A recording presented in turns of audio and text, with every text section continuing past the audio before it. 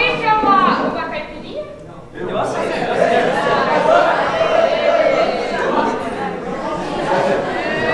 Oh, coisa boa, né, gente? Tem coisa melhor, né? Delícia. Ó, tô em casa, gente.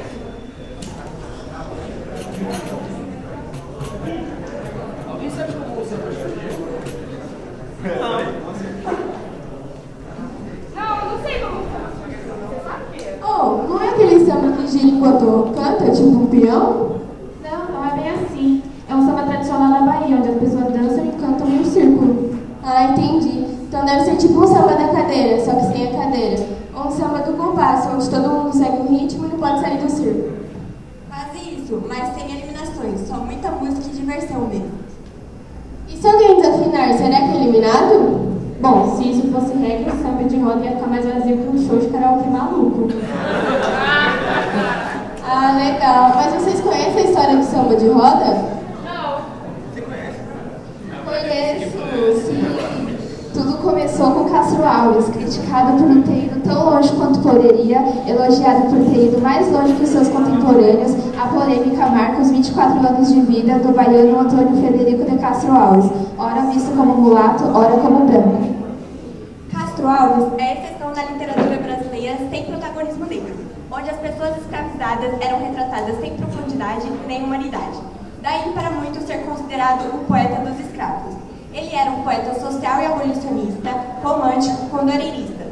Também era um apaixonado, trágico, frágil e hoje reconhecido pela sua arte e sua história.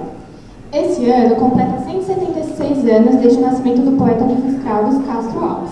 Em 2016, ele foi homenageado em um show que marcava os 169 anos de seu nascimento. O espetáculo aconteceu na casa de Castro Alves, no bairro Santo Antônio, além do Carmo. E o repertório da noite homenageou compositores como Cartola, Nelson Cavaquinho e Paulinho da Viola. E assim, nós do terceiro médio também queremos prestar a nossa homenagem ao samba tradicional brasileiro.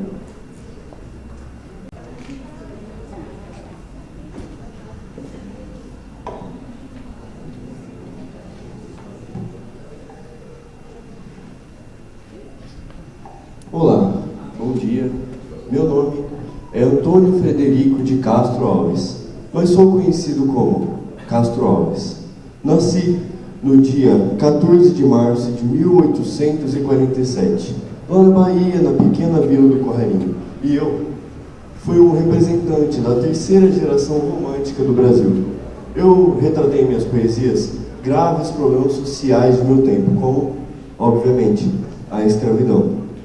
Bom, eu não quero me gabar, mas em minha poesia, O Navio Negreiro foi uma das que eu fiz uma das mais contundentes críticas já feitas pelo literário. Porque eu falava sobre o sofrimento dos escravos e lá representei imagens que remetem a todo esse sofrimento que eles eram submetidos quando traficados do seu lar, da África para o Brasil. Com isso, claro, eu entrei para a história do samba e fiquei conhecido como o poeta dos escravos. Assim, dessa forma, retratando todo o seu sofrimento e com o objetivo de mostrar como eram essas crueldades. Nossa, mas falando em navio negreiro, isso me lembra uma história. Com a abolição da escravatura, os negros foram libertos sem nenhum tipo de recurso financeiro. E com isso passaram a ocupar os subempregos da época, como artesãos, ambulantes e quitandeiros. Muitos negros não tinham dinheiro, então passaram a morar nas ruas, e quando muito moravam em míseros cortiços, longe das cidades e afastados entre si. Então eles passaram a se reunir no quintal das mais velhas, como tias e avós, para que pudessem dançar, cantar e compartilhar a sua culinária. Inclusive, eu lembro que eu assisti um documentário uma vez de uma lavradora de 57 anos. Ela era residente de uma vila quilombola e descendente de escravizados. Ela conta que ela aprendeu samba de roda com seus antepassados, pois na época da escravidão eles sofriam muito, apanhavam e tinham marcas pelo corpo. Então durante a noite se reuniam para cantar, dançar e numa tentativa de clamar aos seus deuses a amenizar aquela dor.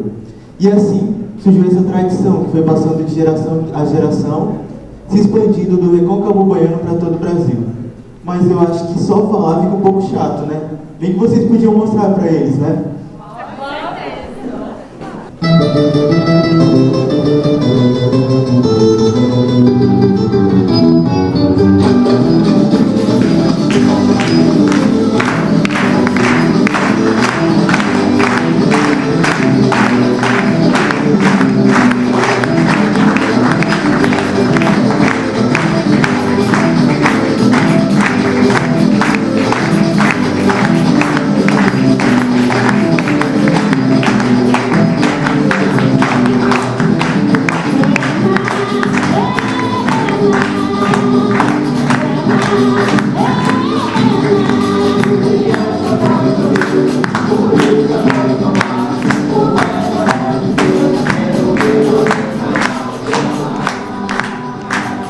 Esse samba de roda tá bom, né? Mas acho que a gente podia voltar pra nossa roda de samba.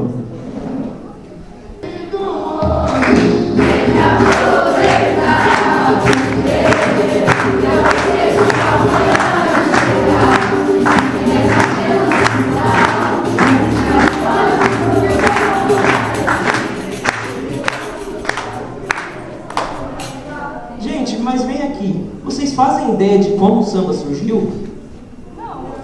Então deixa eu explicar para vocês. O samba surgiu como forma de representar o legado do povo negro escravizado, representando a sua cultura por meio de dança, canto e instrumentos, assim formando as rodas de samba. É importante diferenciarmos samba de roda e roda de samba, que é o que nós apresentaremos a seguir.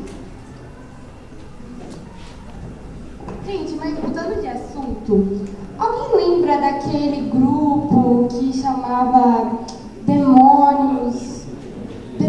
Demônios da Garoa. Esse mesmo! Conheço. Conhece? Fala pra gente, coisa. Como não conheço? Demônios da Garoa é um grupo de samba que surgiu no ano de 1953, na zona leste de São Paulo, no bairro da Moca. Demônios da Garoa, ele com o tempo se tornou o maior grupo de samba do mundo e hoje ele tem diversas músicas e tem uma fama nacional. O grupo, ele tem esse nome meio peculiar graças ao seu locutor, Vicente Loporassi, que deu esse nome graças aos integrantes do grupo. Demônios, porque os integrantes eram jovens, adolescentes, e eles eram muito imperativos. E Garoa, porque a São Paulo era conhecido como a terra da garoa. Vicente Loporassi conheceu a Dona Irã Barbosa enquanto ocorriam as gravações do filme O Cangaceiro, em 1953. E eles tiveram uma parceria de sucesso e fizeram diversas músicas. Bom, mas não tem como falar das melhores músicas dos Demônios da Garoa e não citar o Trem das Onze de Adoniran Barbosa, nome artístico de João Rubinato. Adoniran foi compositor, cantor, humorista e ator. A canção foi gravada em 1965 e foi considerada, por meio de votação popular, música símbolo da cidade de São Paulo. Bom, a canção surgiu entre uma estação e outra, ritmados pela cadência do vagão, e retrata a história de um filho único que diz a amada não poder ficar mais tempo namorando, pois tem que voltar para casa e cuidar de sua mãe. Com vocês, o Trem das 11.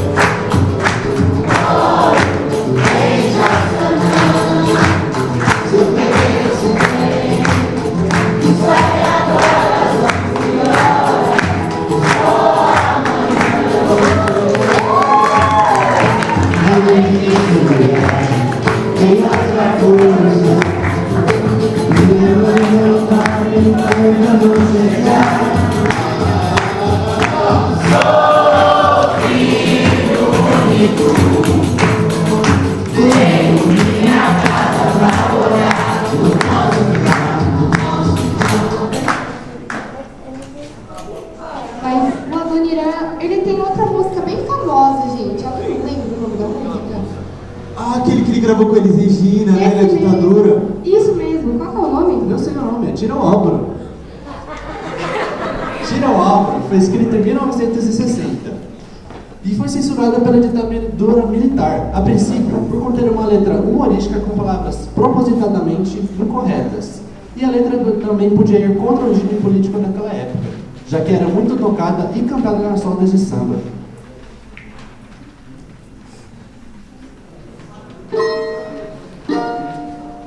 De tanto levar flechada do teu olhar.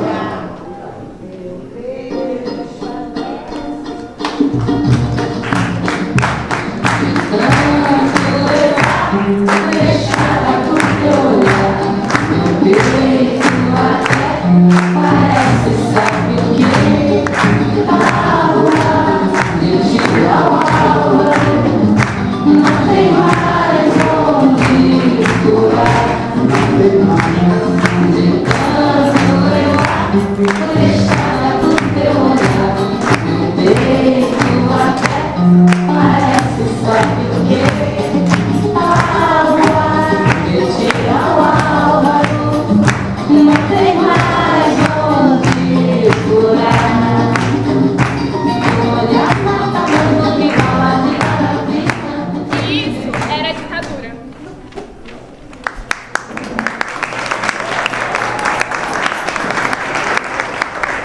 Pessoal, e vocês sabem qual foi o primeiro samba a ser gravado?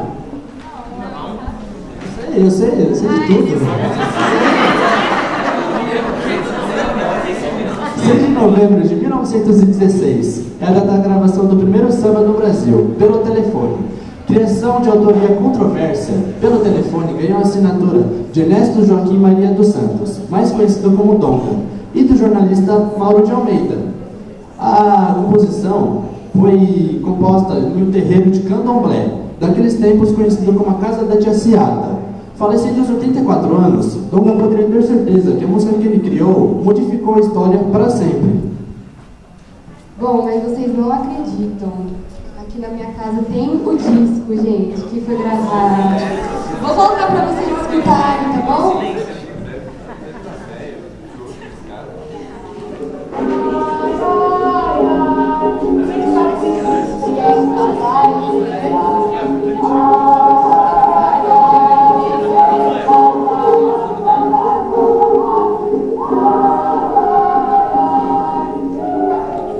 Bom, mas o som tá um pouquinho ruim, né, gente? Mas eu acho que tem uma gravação do Martinho da Vila atual. Vamos escutar? Solta o som.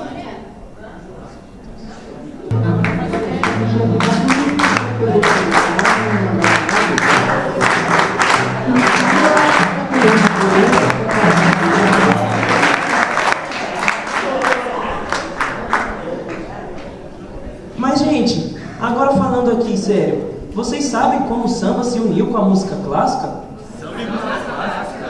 Não tô sabendo disso não, hein? Então, foi aquele tal cantor famoso lá, o nome dele é Heitor Vilas Boas. Agora eu lembrei. As músicas de Heitor Villa-Lobos incorporam o seu tema em uma passagem mais erudita. Heitor Villa-Lobos era um dos grandes sambistas clássicos e cantores da época. Suas músicas eram marcadas pela sua autonomia fácil e sua difusão.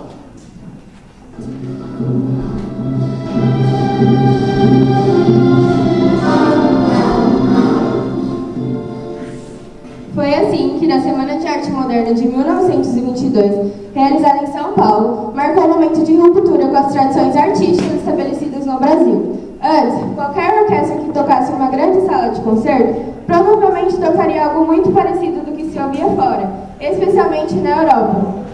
E até então ainda não tinha acontecido a mistura entre samba e música clássica.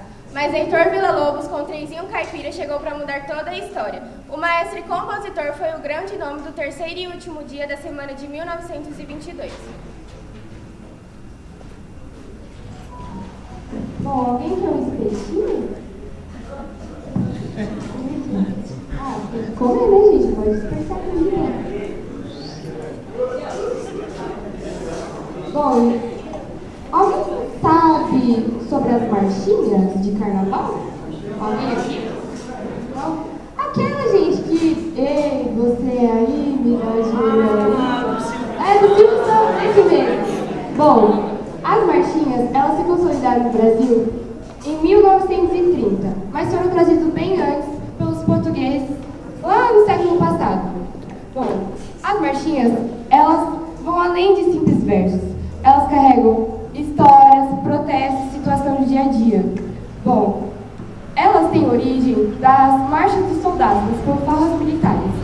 Vamos deixar umas características bem simples para a identificação do público. Bom, letras pequenas e simples, ironia, duplo sentido. Então, vamos para a marchinha, gente?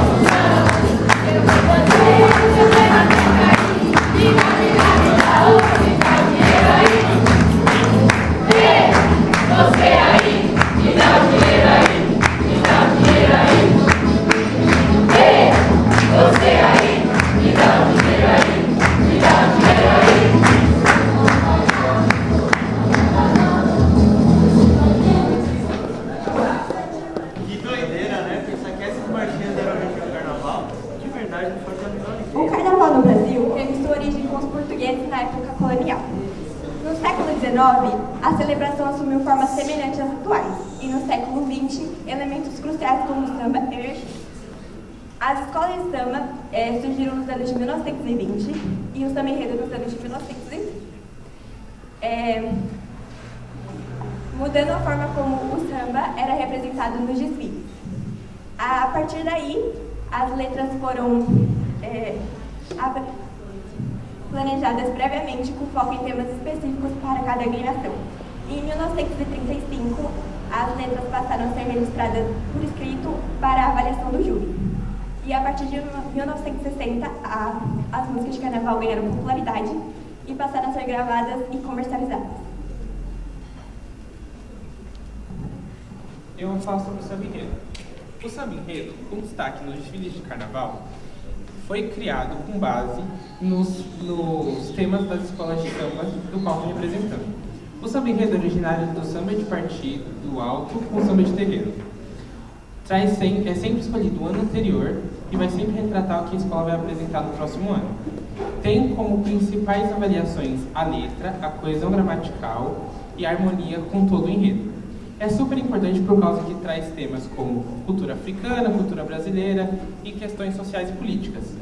Também é importante para que una os torcedores daquela escola com os participantes.